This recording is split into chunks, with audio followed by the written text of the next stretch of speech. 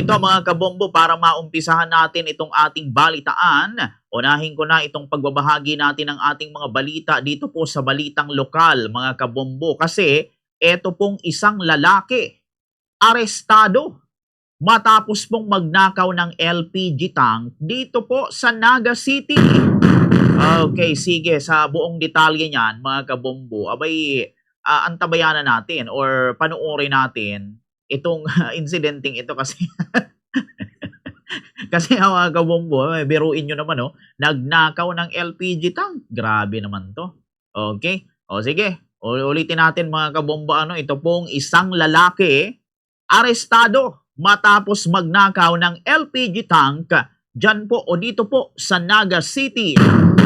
Okay, sige, sa buong detalye, panoorin natin ang ating pakikipagpanayam dyan kay Police Captain Sara San Buenaventura, ang officer in charge ng Naga City Police Station 3.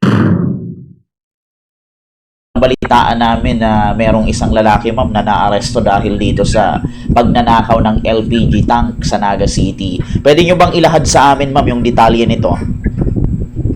Opo, so magabandang alas 10 po ng gabi, dumulog sa hintilan ng PS3 ang ating complainant dahil po around 9 a.m. nang sila ay magsara ng kanilang store na ito po ay located sa corner Peña Francia Avenue, Magsaysay Street. So, base po doon sa pagbilang nila ng kanilang mga tangke, napag-alaman nila na ito po ay kulang ng isa. So kaya po agad-agad po na ni-review nila ang CCTV na nandoon po sa kanilang tindahan. At doon nga po napag-alaman na bandang alas 9:18 ng umaga ng August 15, isang lalaki na nakaitim na sando at nakaputing short ang tumangay nitong tangke na nagkakahalaga pong 5,200. Opo. Ano, ma'am, yung naging basis ninyo o ng pulisya para matukoy po ninyo at agad na matuntun yung suspect, ma'am?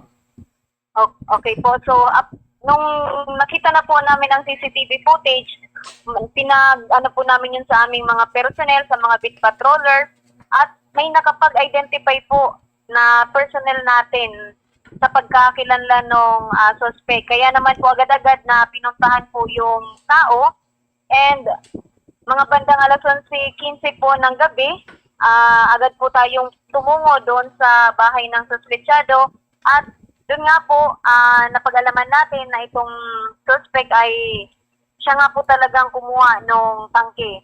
And pagkatapos po noon, tinukoy niya kung saan niya ibinenta ang tangke, na kung saan po ay pinagbentahan niya ay nasa Barangay Lerma, Naga City lang po. So ito po ay binenta niya sa halagang 1,200 pesos. Okay po. Next nating tanong, ma'am, paano po isinagawa ang pag-aresto sa suspect sa kanyang residence, ma'am? Opo, so kasama po natin ang complainant na pumunta po doon sa bahay at ang ating mga investigador, kasama po ang personnel po na nakakakilala doon sa suspect, base po doon sa pinakitang video na kitang-kita po talaga yung pagkakilanlan yung mukha ng suspetsado. And na tinukoy nga din po ng ng complainant na yung nakita doon sa CCTV ay siya po talaga. And doon po natin natukoy na itong suspetsado ay nakatira po sa Barangay Sabang sa Pukoy Street, Barangay Sabang, Naga City. Opo. May iba pa ba, ma'am, kayong nakuhang ebidensya bukod sa CCTV footage na nag-uugnay po sa suspect dito sa pagnanakaw ng LPG, ma'am? Maliban po doon is wala na. Pero po yung mga CCTV footage po ay sinundan natin. Mula doon sa CCTV footage ng tindahan hanggang po doon kung saan siya banda tumungo at sumakay. So, nakita po yun, nagit ng CCTV footage natin po. Okay po. Ayon sa investigasyon, ma'am, paano po kinuha ng suspect yung LPG tank at paano niya ito naibenta sa halagang... Opo, ito po kasing tangking ito, during that time po ay nag-aayos. So, hindi po yun nakapadlock. Hindi na-lock yung tangke. Kaya po, agad naman pong nakuha ng suspetsado itong tangke.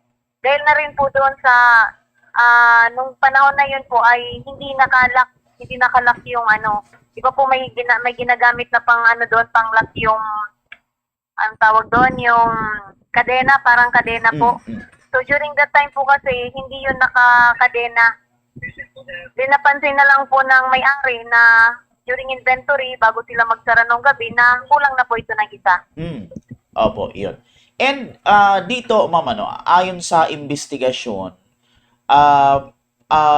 nabawi po ba, ma'am, yung nang buo at nasa maayos na bang kondisyon yung LPG tank Opo. na nagkakahalaga po ng 5 Opo, nabawi pa po. Opo. Yes po, nabawi pa po yung tangke and yung pong pinagbentahan ay nag-cooperate naman po sa atin. So, kaya po sa agad-agad naman po na nakipag-ugnayan sa atin yung napagbentahan po at nabawi po natin yung tangke. Opo.